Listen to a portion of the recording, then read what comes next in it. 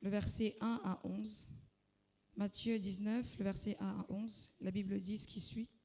Lorsque Jésus eut achevé ses discours, il quitta la Galilée et alla dans le territoire de la Judée, au-delà du Jourdain. Une grande foule les suivit et là il guérit le malade. Les pharisiens l'abordèrent et dirent pour le prouver, « Est-il permis à un homme de répudier sa femme pour un motif quelconque ?»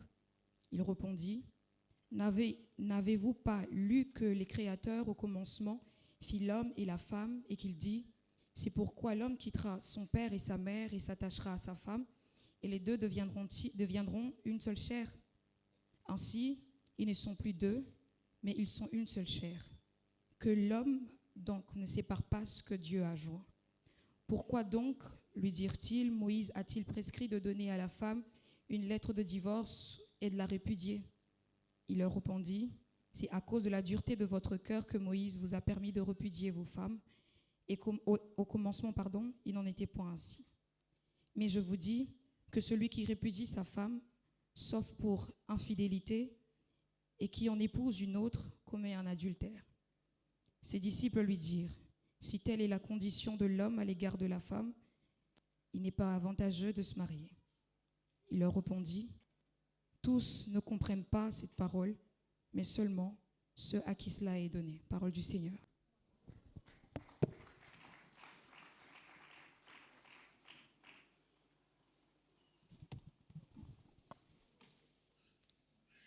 Une fois de plus, chacun d'entre nous va s'incliner dans la prière pour demander à Dieu, Seigneur, parle-moi. Fais cette prière parce que tu es venu pour écouter le Seigneur. Tu as reçu une invitation particulière.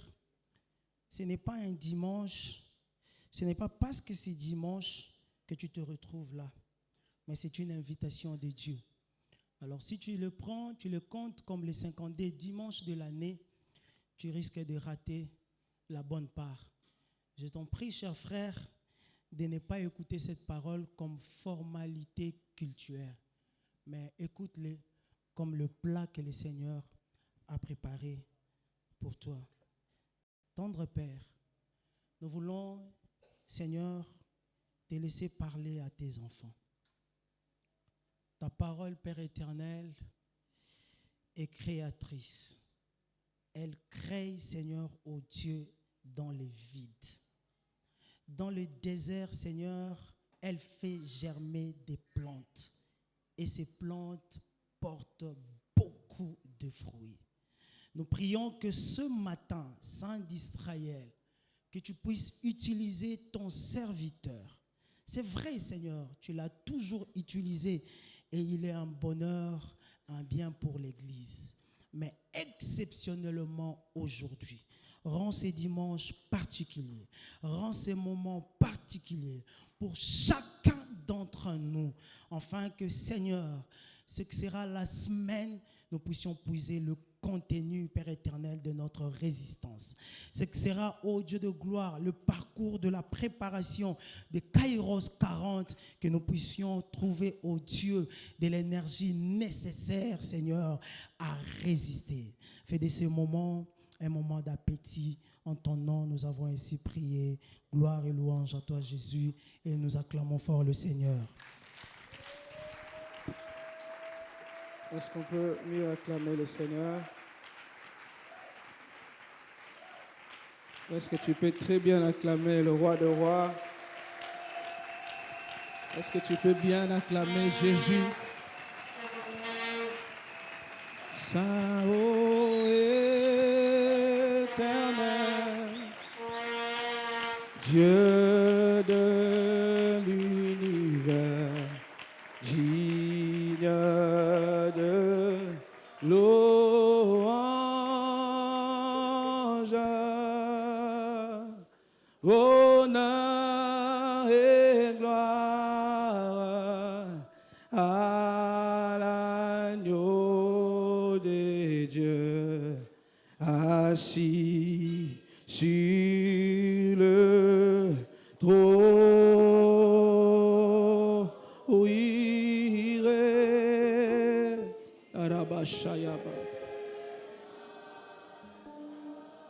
Saint, Saint, Saint, oh,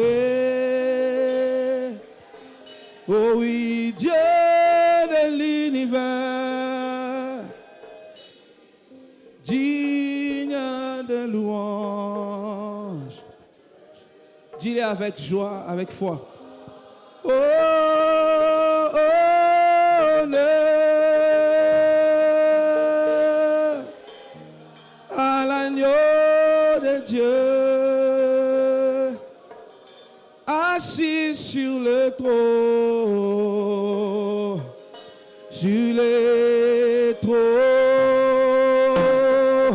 il règne à jamais.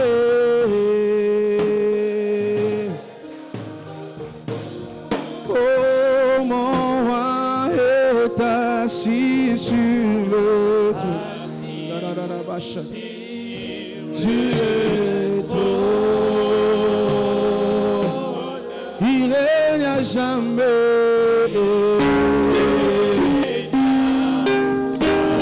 Oui, mon Jésus est assis sur le trône, assis sur le trône, il règne à jamais.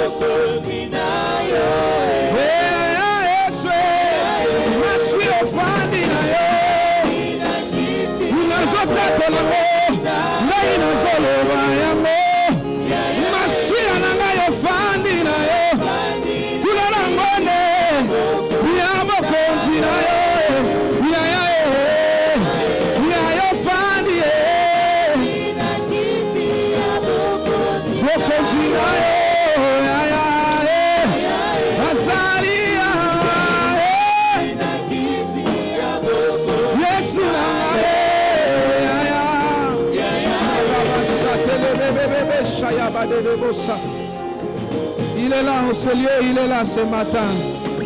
Chaparada Sotelebe, il est là ce matin. Merci de remplir ce lieu de ta gloire. Merci de couvrir ce lieu de ta gloire, oh Dieu. Merci de nous faire encore du bien ce matin. Merci de nous parler, de nous communiquer ta pensée. Sois en train de parler à Dieu, car sa gloire est en ce lieu.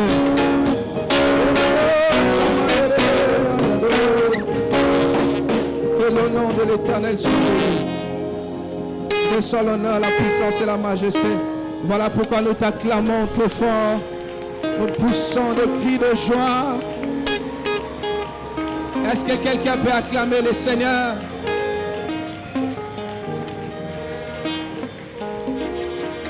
Alléluia. Aide-moi à saluer ton voisin. Dis-lui bienvenue dans la présence de Dieu. Prenons rapidement nos Bibles dans le livre d'Exode chapitre 3. Nous allons lire à partir du 1er jusqu'au 10e verset. Les claviers peuvent continuer à nous accompagner. Un des claviers. Oh mon Dieu. Je nous salue au nom du Seigneur Jésus. Exode chapitre 3, à partir du 1er verset jusqu'au 10e. J'ai lu au nom du Seigneur. La Bible dit, Moïse était devenu berger du troupeau de son beau-père Jéthro, les prêtres de Madian. Il conduisit les troupeaux derrière les déserts et vint à la montagne de Dieu à Horeb. L'ange de l'Éternel lui apparut dans une flamme de feu au milieu d'un buisson. Moïse regarda et vit que le buisson était tout en feu sans être consumé. Moïse dit, je veux faire un détour pour voir quelle est cette grande vision et pourquoi les buissons ne brûlent pas. L'Éternel vit qu'il faisait un détour pour regarder. Dieu l'appela du milieu du buisson en disant, Moïse, Moïse, il répondit, me voici. Dieu dit, ne t'approche pas d'ici, retire tes sandales, car l'endroit où tu te tiens est une terre sainte. Il ajouta, je suis le Dieu de ton père, le Dieu d'Abraham, le Dieu d'Isaac et le Dieu de Jacob. Moïse se cacha le visage car il avait peur de regarder Dieu. L'Éternel dit, j'ai vu la souffrance de mon peuple qui est en Égypte et j'ai entendu les cris qu'il pousse devant ses oppresseurs. Oui, je connais ses douleurs. Je suis descendu pour les délivrer de la domination des Égyptiens et pour les faire monter de ce pays jusque dans un beau et vaste pays, un pays où coule le lait et le miel. C'est l'endroit qu'habitent les Cananéens, les Hittites, les Amoréens, les Phérésiens, les Éviens et les Jébusiens. Maintenant, les cris des Israélites sont venus jusqu'à moi. J'ai aussi vu l'oppression que leur font subir les Égyptiens. Maintenant, vas-y. Je t'enverrai vers les pharaons et tu feras sortir d'Égypte mon peuple, les Israélites. Est-ce qu'on peut acclamer la parole du Seigneur?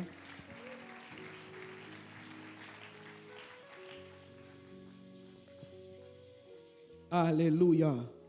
Nous bénissons Dieu pour la grâce qu'il nous fait et la charge qu'il nous donne encore ce matin d'apporter sa parole. Comme nous le savons, ce culte a comme 2 liturgies. La seconde liturgie, ça sera la bénédiction nuptiale.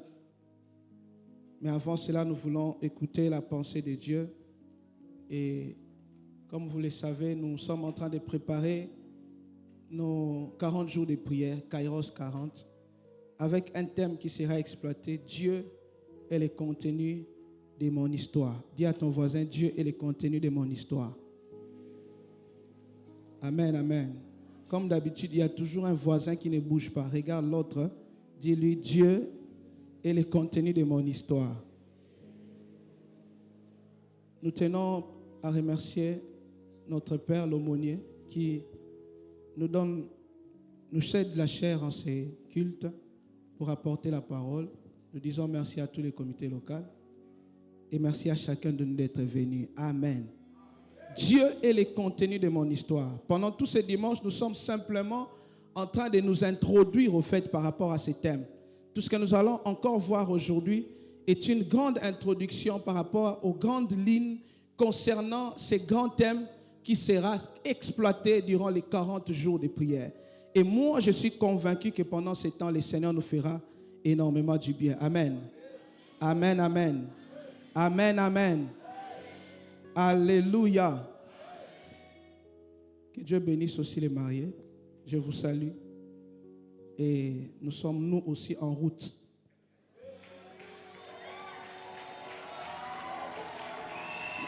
Alléluia. Voilà. Okay. Comme on dit, je m'attache à votre grâce. Alléluia.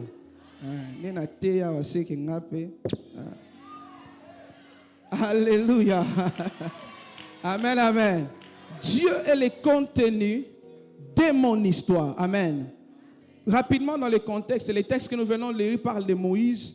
Et c'est le moment où Moïse est en train de faire une grande rencontre, subir une grande révélation de la part du Seigneur concernant la mission qu'il est censé accomplir, concernant la mission qu'il est appelé à faire. Jusque-là, Moïse ne savait pas encore qu'il avait une grande mission. En d'autres termes, jusque-là, Moïse ne savait pas encore qu'il y avait des éléments qui devaient être contenus dans son histoire. Jusque-là, Moïse ne savait pas encore qu'il avait un appel de la part du Seigneur.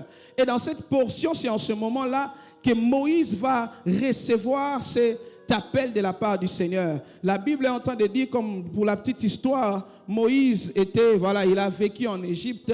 Suite à certaines circonstances, il va se retrouver dans le désert, il va se retrouver ailleurs, et là, il va retrouver un homme du nom de Jéthro. Il va épouser une de ses filles et il va passer sa vie dans cet endroit-là.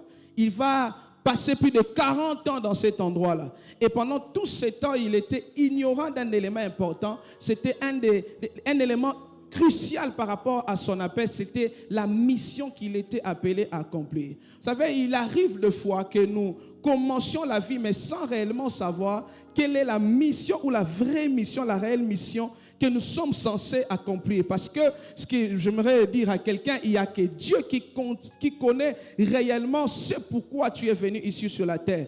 Et ce que j'aime, c'est qu'on nous a dit le dimanche dernier, c'est que l'histoire commence quand Dieu se révèle à nous. Et ici, dans cette portion, Dieu est venu se révéler à Moïse pour lui indiquer que dans ta vie, dans ton histoire, il y a un élément qui contient ton histoire, c'est qu'il y a une mission que tu es appelé à faire. Ma prière ce matin, avant d'aller loin, c'est que tout un chacun de nous, alors que nous nous introduisons à ces 40 jours de prière, que l'ébullition ardente brûle devant toi et que la voix de l'Éternel se fasse entendre vers toi pour que tu saches réellement quels sont les éléments qui contiennent mon histoire, afin que tu ne passes pas à côté.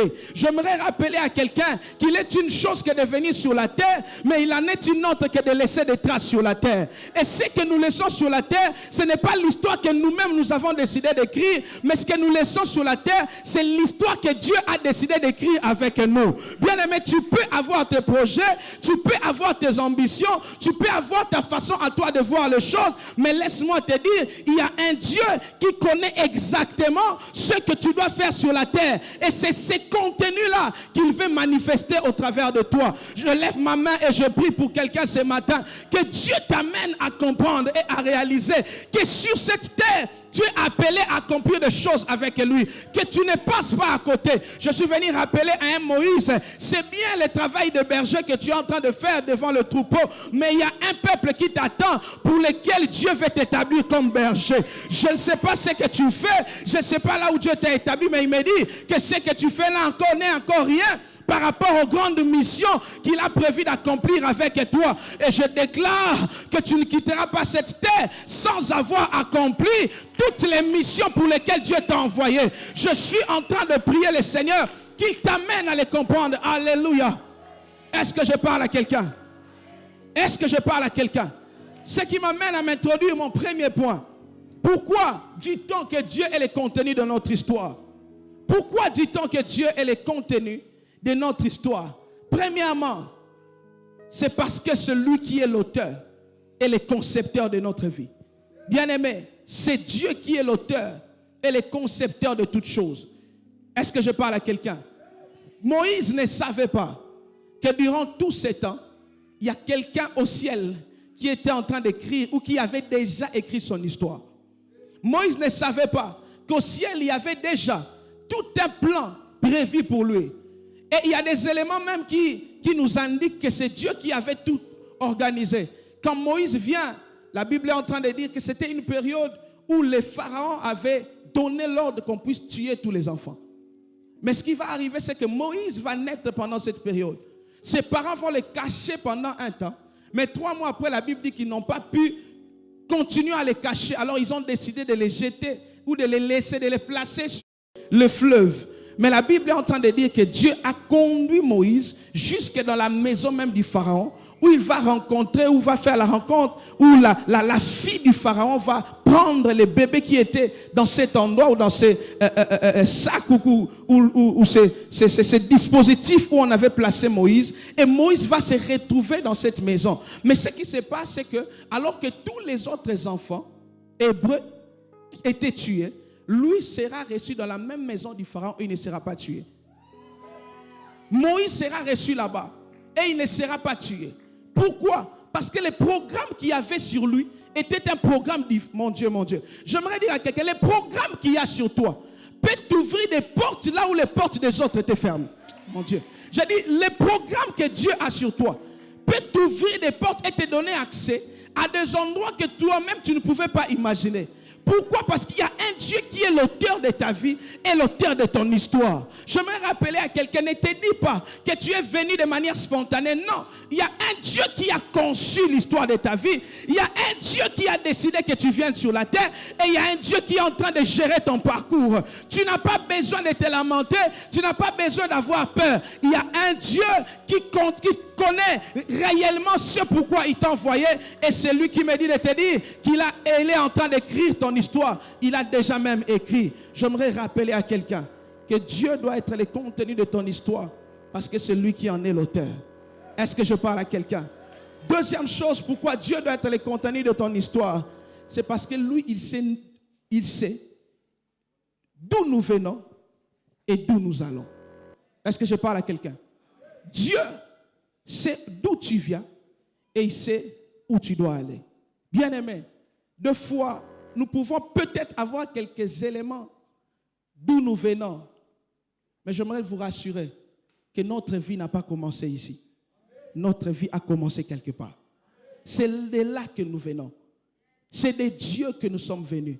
Et lorsque nous venons sur la terre, là où nous sommes censés aller, la direction de notre vie, c'est Dieu qui maîtrise.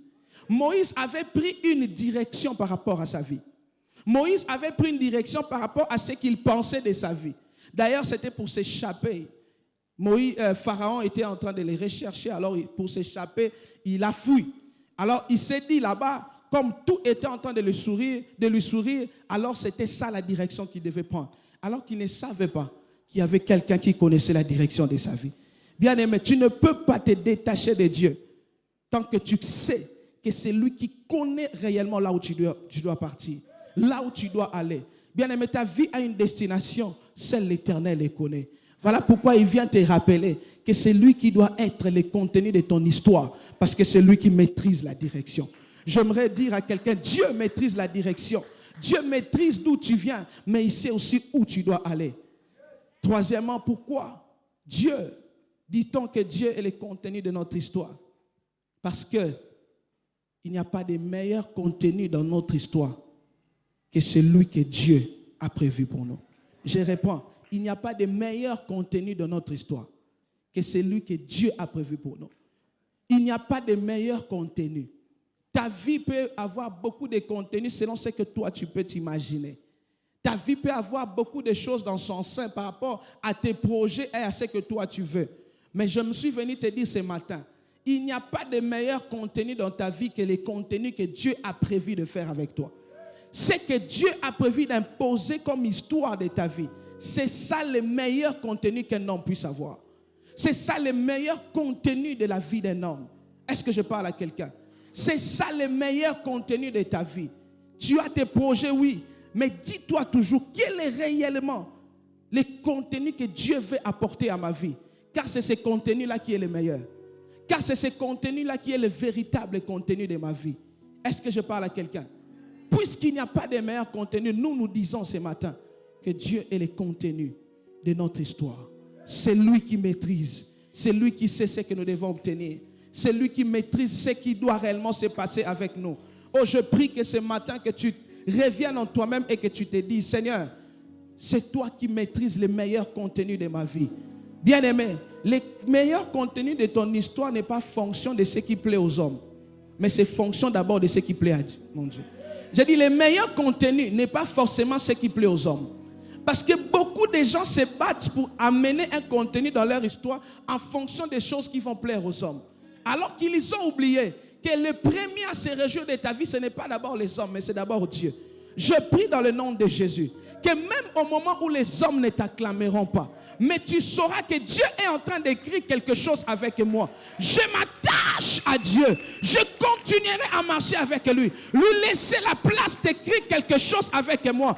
Peu importe sa forme. Bien-aimé, c'est que Dieu est en train d'écrire avec toi. Au début peut avoir une forme qui ne plaira ni à toi ni aux hommes. Mais laisse-moi te dire que la Bible que nous sommes en train de lire, dès les premières lignes de la Bible est en train de nous décrire un Dieu qui a commencé à partir du néant. La première partie déjà de la Bible te dit que la terre était informe et vide. Et c'est en ce moment-là que Dieu a commencé à parler. Comme pour dire que celui que nous servons commence toujours là où il y a le néant, là où mon Dieu, je suis en train de prophétiser sur la vie de quelqu'un. Même si aujourd'hui tu as l'impression que le contenu que Dieu est en train d'écrire avec toi n'a encore ni forme, n'a encore ni tête ni queue, il m'envoie te dire que là où il y a le néant, là où